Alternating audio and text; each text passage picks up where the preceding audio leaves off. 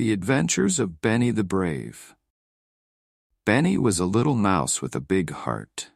He often watched his friends go on adventures, wishing he could join them.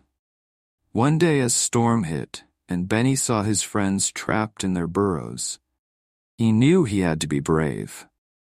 Benny gathered courage and scurried through the rain to help. He found each of his friends, encouraging them to follow him to safety.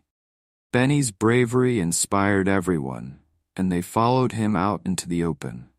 Once the storm passed, they found a cozy spot to wait.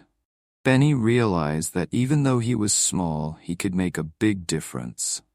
His friends celebrated his bravery, and from that day on, they knew that together they could face any challenge.